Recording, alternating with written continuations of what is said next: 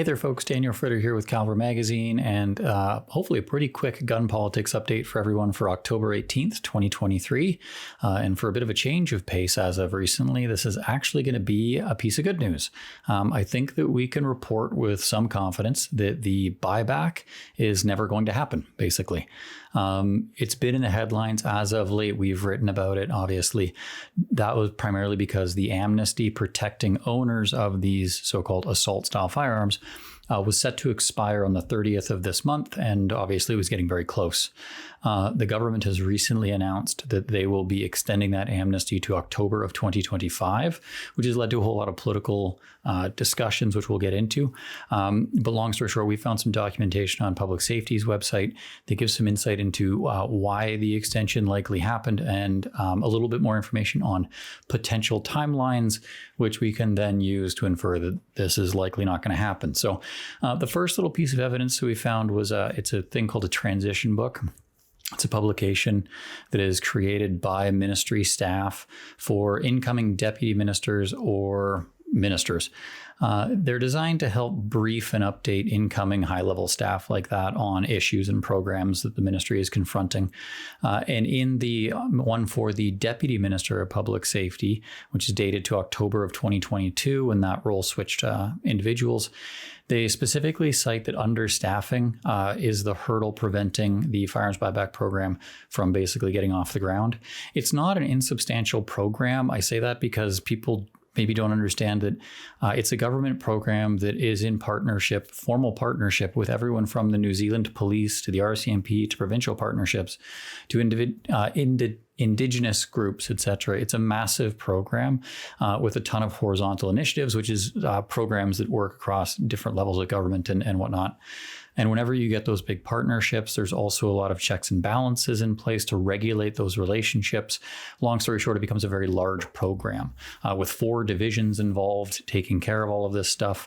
And as of October of 2022, through to the 2023 fiscal year, we've reported on this, the department only had 24 staff and a budget of $5.4 million, obviously substantially below what they would need to get something like this off the ground. Looking forward for the 2023-24 fiscal year, the firearms buyback program has $10.7 million allocated for it. It's a somewhat significant increase, but given 2022 to 2023, saw that budget go from, I believe it was 4.1 to 5.4, and the inflationary concerns and the costs of everything having gone up since then. 10.7 is still a pretty conservative number for this, and obviously represents no meaningful progress towards a buyback. You're not actually going to start buying guns back when your spend for this year is 10.7 million. More interestingly, the same document where we found that figure, which will be linked below, as will the aforementioned transition book and the article that we've written on this and any other source documentation you guys want. That'll all be below. So on this other document, it showcases that the firearms buyback program actually doesn't have an evaluation date for approval until 2026-27. That's obviously very, very far away. And we'd actually noticed on the grants and contributions website, where the government has posted the grants and contributions they've made to provincial partners who have signed on to participate in the buyback, like some of the Atlantic provinces. Those funds were earmarked to basically start being deployed around or until 2027. So very long timelines here that I think demonstrate that the buyback was not pushed back to 2025 because of the government wanting to use it as a campaign plank or a wedge or a cudgel. They may still, but I think the real reason for that lengthy delay is likely that it's simply required. If they're at 24 people now, and in a few years they want to be getting hundreds of thousands of guns back, it's going to be a long way. And as evidence of how far away they are in there, that Deputy Minister's transition book actually cites a couple figures that illustrate basically how much work the government still has to do on this, where they cited, I believe it was about 118 or 144,000 firearms, I believe it is, that the government thinks they need to buy back, whereas the industry is saying that there's over 518,000. I don't think anyone would think, well, if you have two estimates and they are that far apart and you don't have any idea which one to believe, you're probably a very long way away from being able to action anything on this file. And that's borne out in this 2026-27 evaluation date for this program.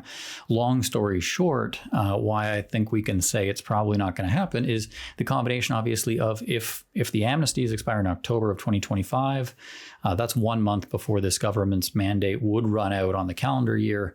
I have said repeatedly that in all of Canada's history, there's been a single government that has ever made a minority work for 4 years, and that was William Lyon Mackenzie King. I don't think anyone would confuse Justin Trudeau and William Lyon Mackenzie King. So for that reason, plus the current polling is creating political strife within caucus, the overall unrest going on, I think people are pretty frustrated. I don't think I'm speaking out of turn to say that we're likely going to an election in 2024 or even sooner. Therefore, this amnesty expiring in 2025 puts the ball back in the Conservatives' court. And obviously, the Conservatives have repeatedly committed to repealing these gun bans since all that's happened since they were enacted was gun crime has gone up 85%, and we have hit a 30-year murder high. So that's some pretty good news. It does sound like those are going to be a thing of yesterday. Will they still use it in the election to hit Pierre Poilievre over the head with? I believe they probably still will try and get him to say into a microphone whether or not he will legalize the AR-15. That said, I don't know if it will carry the same weight as it did with Aaron O'Toole, obviously very effective in that situation. But things are different now, obviously, so that awaits to be seen. Where I'll leave this conversation for now is there's going to be a largely formalized indication of whether or not the government is going to be taking the time between now and then to formulate this and use it as a massive campaign plank or not, in the form of the minister's coming mandate letter and potential transition book for the new Minister of Public Safety, Dominic LeBlanc. The minister's transition book, if we get a chance to see it publicly, will be a good snapshot of where the ministry sat when Marco Mendicino departed, and a good sort of hindsight view there. And the ministerial mandate letter, which is authored by the Prime Minister's office and sort of gives cabinet ministers their marching orders, as it were, and priorities, will give a good indication of where the Liberal Party stands on gun policy moving forward. What I'll be looking for specifically in there is if there is mention of continuing to work with things like industry partners to complete this firearms buyback, or if there's no mention at all. And reasons for that would simply be as I mentioned, I'm not sure if they'll want to use firearms policy as a cudgel. A large reason for why they may not is this would be their third attempt at doing so, and they have lost a lot of credibility on the file.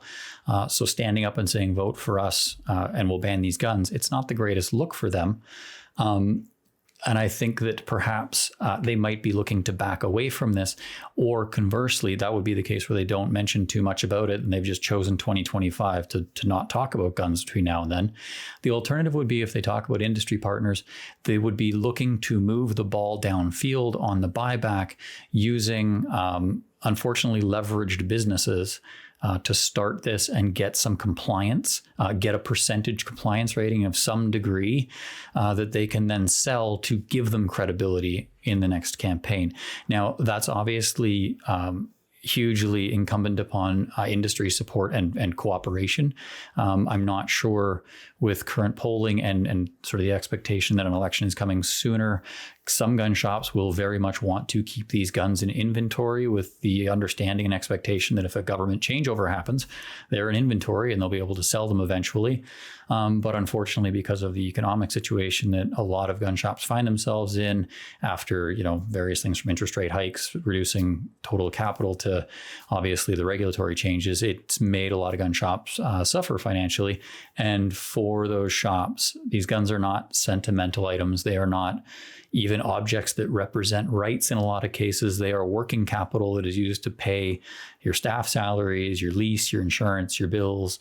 And if they can see a way to pivot that into other profit, there will be some that will do so, I suspect, just because the alternative may be, potentially bankruptcy. So we'll wait and see how that goes. Obviously, you guys can keep an eye on the public safety websites to see if those documents come out, or just, as every YouTuber says, like, comment, subscribe, hit the little bell icon, and we'll let you know when they show up, because we are keeping a good eye on that.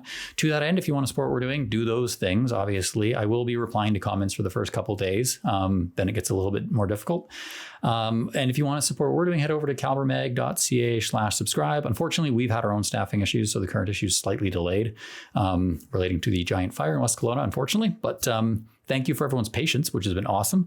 And it's not without your guys' support that I wouldn't be able to sit down here in my basement and spend all my time reading lovely, dry government documents about gun budgets and IBM contracts and stuff. So thank you so much for that. I hope everyone's doing well. Hope you guys are looking after your mental health. Obviously, there's a lot of bad headlines. So just a quick note, if you've got anxiety or PTSD and any of these things are causing you issues, do not hesitate to reach out. It's the most wonderful feeling in the world when you tell someone that you're not doing well and they say, you know what, me neither. Let's talk about it. If you've never done that and you need to, by all means, do not be afraid. Don't be ashamed. It's a great thing to do. Us guys got to look after each other. So I hope everyone's doing that. There will be more videos coming out, obviously, with more stuff going on with Parliament in session. We are keeping an eye on these, so these will be coming out again after a nice relaxing summer off. So thanks again for your time. I wanted to keep this one shorter. Thanks for sticking around, guys. Hope you're all well, and I will see you in the next one. Thanks so much.